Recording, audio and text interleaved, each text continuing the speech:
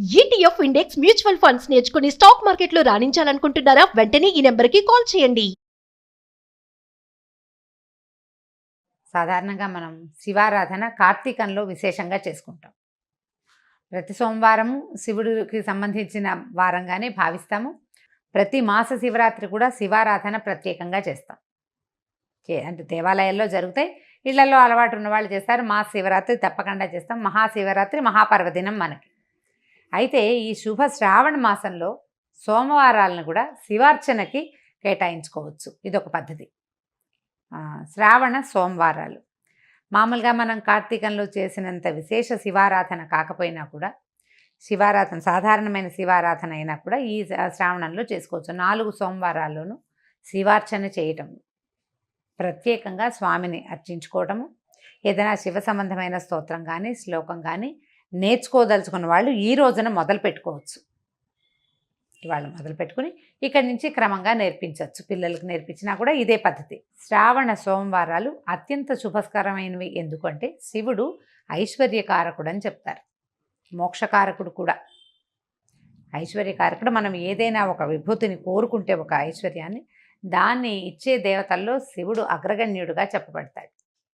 అటువంటి పరమేశ్వరుణ్ణి శ్రావణ మాసపు తొలి రోజునే అర్చించుకోగలగటం మన యొక్క అదృష్టంగా భావించి శివాలయ దర్శనం చేయగలిగితే సరే. ఉదయమే శివార్చన చేయలేకపోతే సాయంకాలమైనా సరే దేవాలయాన్ని దర్శించి దేవాలయంలో దీపారాధన చేయగలిగితే చేయటం. ఇక్కడ విశేషంగా ఈ మాసాల్లో దీపారాధన ప్రత్యేకంగా చెప్పబడలేదు.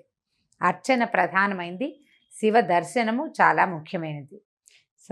శివారాధనతోటి శ్రావణాన్ని కనుక ప్రారంభిస్తే మిగిలిన మాసం అంతా కూడా శుభప్రదంగా జరుగుతుందని అనిపిస్తూ ఉంటుంది.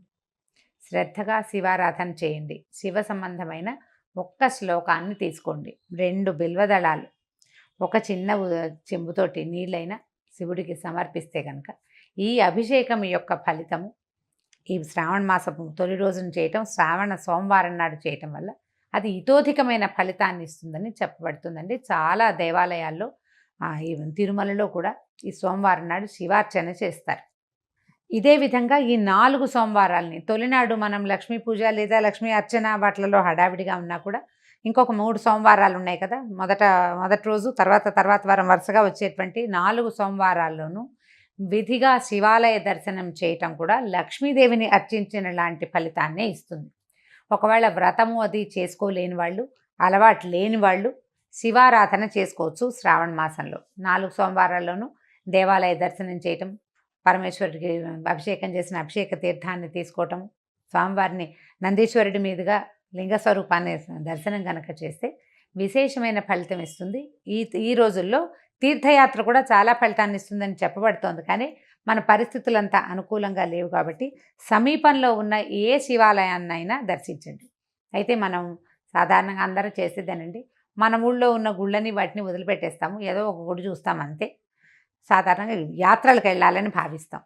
అలా కాకుండా మన ఊరిలో మనం అసలు చూడని శివాలయాలు ఏవైనా ఉన్నాయేమో కనుక్కొని అక్కడికి వెళ్ళి దర్శనం చేయండి. అది అమోఘమైన ఫలితాన్ని ఇస్తుంది. మనం ఉన్న ఊళ్ళో ఉన్నటువంటి దేవాలయాల్ని దర్శనం చేయకుండా మనం కాశీ రామేశ్వరం వెళ్ళినా కూడా ఫలితం లభించదు. ఇక్కడది చూడాలి తప్పకుండా. పరిసరాల్లో ఉన్నది శివాలయ దర్శనం చేయాలి. శ్రావణంలో తప్పకుండా ఒక శివాలయ దర్శనాన్నైనా ప్రయత్నం చేసి చూడండి. దీనివల్ల ఐశ్వర్యప్రదుడుగా ఉండేటువంటి పరమేశ్వరుని కటాక్షం తప్పక లభిస్తుంది. ఇప్పుడు మనకి ఆరోగ్యలక్ష్మి లేదు, చాలా అవస్థగా ఉంది. ప్రజల్లో చాలామందికి ధనలక్ష్మి ఇది కూడా లేక బాధపడుతున్న వాళ్ళు ఉన్నారు.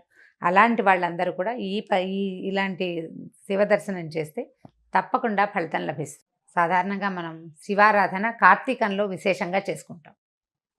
ప్రతి సోమవారం శివుడికి సంబంధించిన వారంగానే భావిస్తాము.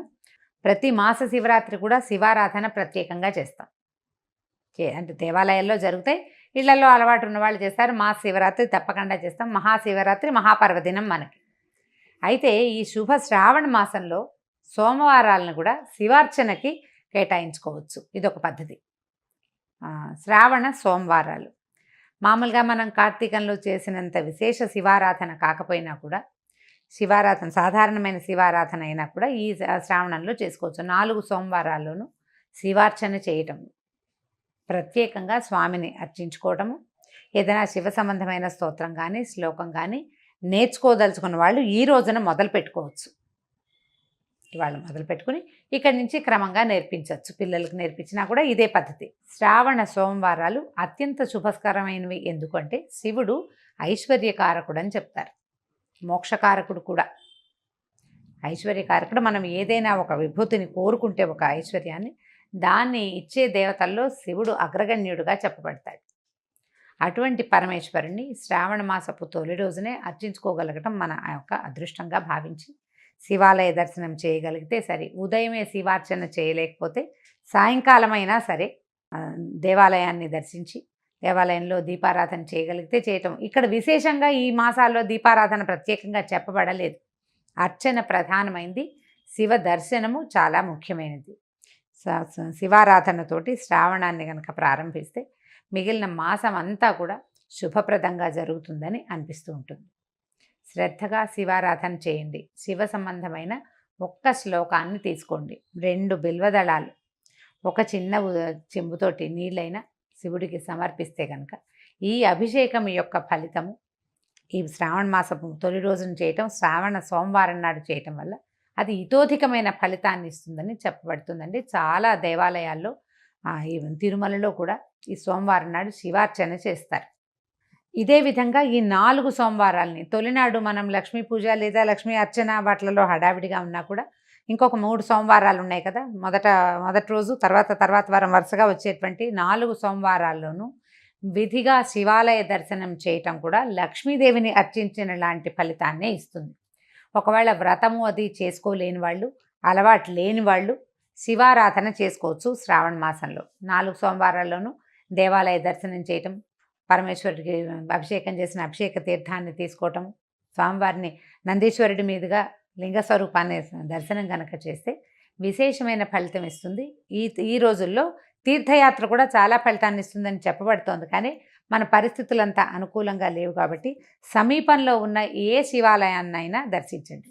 అయితే మనం సాధారణంగా అందరూ చేసేదేనండి, మన ఊళ్ళో ఉన్న గుళ్ళని వాటిని వదిలిపెట్టేస్తాము, ఏదో ఒక గుడి చూస్తాం అంతే. సాధారణంగా యాత్రలకు వెళ్ళాలని భావిస్తాం. అలా కాకుండా మన ఊరిలో మనం అసలు చూడని శివాలయాలు ఏవైనా ఉన్నాయేమో కనుక్కొని అక్కడికి వెళ్ళి దర్శనం చేయండి. అది అమోఘమైన ఫలితాన్ని ఇస్తుంది. మనం ఉన్న ఊళ్ళో ఉన్నటువంటి దేవాలయాల్ని దర్శనం చేయకుండా మనం కాశీ రామేశ్వరం వెళ్ళినా కూడా ఫలితం లభించదు. ఇక్కడది చూడాలి తప్పకుండా. పరిసరాల్లో ఉన్నది శివాలయ దర్శనం చేయాలి. శ్రావణంలో తప్పకుండా ఒక శివాలయ దర్శనాన్నైనా ప్రయత్నం చేసి చూడండి. దీనివల్ల ఐశ్వర్యప్రదుడుగా ఉండేటువంటి పరమేశ్వరుని కటాక్షం తప్పక లభిస్తుంది. ఇప్పుడు మనకి ఆరోగ్య లక్ష్మి లేదు, చాలా అవస్థగా ఉంది. ప్రజల్లో చాలామందికి ధనలక్ష్మి ఇది కూడా లేక బాధపడుతున్న వాళ్ళు ఉన్నారు. అలాంటి వాళ్ళందరూ కూడా ఇలాంటి శివ దర్శనం చేస్తే తప్పకుండా ఫలితం లభిస్తుంది.